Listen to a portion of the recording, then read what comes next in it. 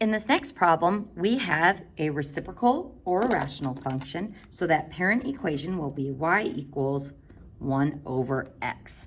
Now, it's a little tough to see what's going on here, so I'm going to go ahead and just highlight my parent function, which is here.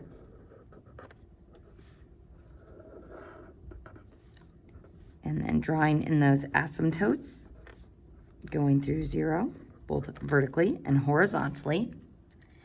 And next I'm going to look at the transformed function. So first we are going to identify some exact points on that transformed function, particularly they're not really vertices, but if I turned it sideways like a hyperbola, they would look like those vertex points. And luckily for us, we can figure out those points exactly. So my parent function, we should know, has the points -1, and 1, 1. And we have picked out these 2 points for our transform table. And those 2 points are -3, 2, and -1, 0. Now, I look at a graph like this and it's really kind of tough to figure out what is going on as far as the swooshes go. So what I am going to do first is look at the asymptotes. So that's my advice on the reciprocal ones, is look at the asymptotes first. And the reason why the asymptotes are a good place to start here is because those are going to show us any sliding transformations that we have. So first, let's draw in my vertical asymptote, which appears to be sandwiched between those 2 swooshes. So if I look at this asymptote, the pink one, compared to the blue asymptote, it looks like we have moved left 2 units.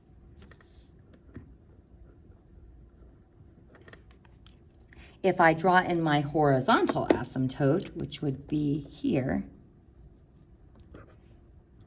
how has that moved compared to my one going through 0? It looks like it has moved up 1 unit. Now, what we don't know is if there has been, well, actually, looking at these points, since those points are nice and exact, we can assume that there hasn't been any stretching or shrinking on this one. However, notice that my swooshes of my parent function are in quadrant 1 and quadrant 3, whereas in this transformed function, they are in quadrant 2 and quadrant 4. So that either means we reflected horizontally, but it could also mean we reflected vertically. So this is either a horizontal reflection or a vertical reflection. And just like the previous problem, we won't really know until we start comparing those points. So let's go ahead and write our coordinate transformation formula in terms of the transformations we are sure about, which is the left 2 and the up 1. So how am I going to move those x values? Left 2 by subtracting 2. How are we going to move our y values? Up 1 by adding 1. So let's just go ahead and compare my parent table's x values to my transformed function's x values. So -1 minus 2 is -3. That's looking good. And 1 minus 2 is -1. That's good too. So what this means is the -2 is the only horizontal transformation happening.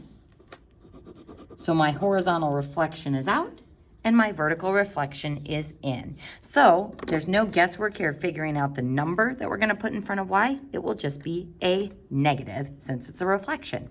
But it's always a good idea to double check.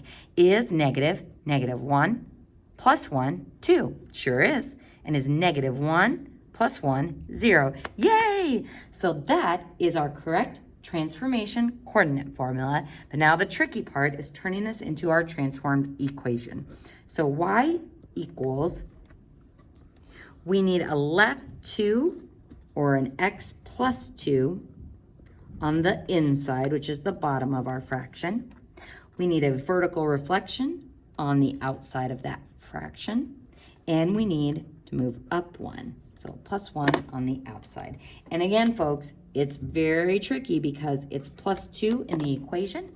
It's minus 2 in the coordinate formula, but it has to correspond with the left 2. So plus 2 is opposite of what we would think. So always do a second check of yourself after you have written that equation. So folks, what I would like you to do is see if you can do number 23 on your own. Hopefully you've had a chance to try number 23 now. So comparing these two graphs, first, what type of function is it? Well, that is a quadratic. Y equals x squared. My transformed function, it looks like we have a couple of things going on with this quadratic. It doesn't look like it's been stretched or shrunk at all because the u's are the same size. However, it does look like it has been flipped top over bottom to be an upside down U or a vertical reflection.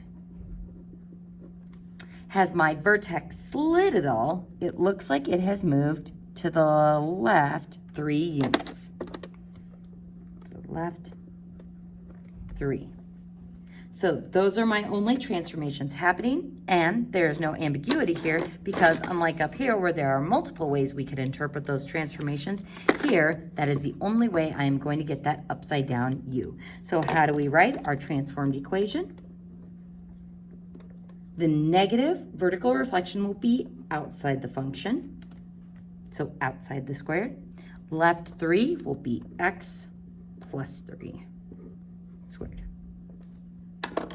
So to move it left 3, it is plus 3 in the equation. All right, folks, so we are now ready to hear the bell ring. We are now ready to move on to number 24. I want you to start this problem on your own. See if you can at least make the parent table and identify some easy points for your transform table. And once you have done that, you can go ahead and resume watching the video. So our parent function is the absolute value of x. And our transformed table is -1, 0, and 1, 1, 0, 1. Alrighty, now our transformed graph, first, does it look like there are any sliding transformations? Yes, it looks like our vertex has moved up 1, 2, 3 units.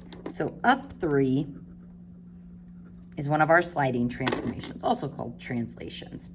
Now, as far as the other points, it doesn't look like they have moved just straight up. So the sides of our V have been kind of pulled this way or shoved this way. So how do we describe that using our transformation words?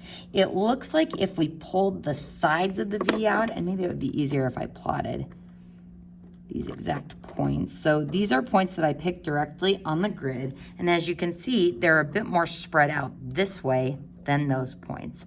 So horizontally, it looks like I have pulled on the sides of my V, so a horizontal stretch. And if I look vertically, it looks like we have pressed down from the top and the bottom to shrink it vertically. So now we have to decide which of these two it is by comparing these two tables. So if I create my transform table, we would have the coordinates -2, 0, and 2, giving me -2, 4 for the first point, 0, 3 for the vertex, and then 2, 4 for the other point. So we are, in the next video, going to try to write our coordinate formula for this one.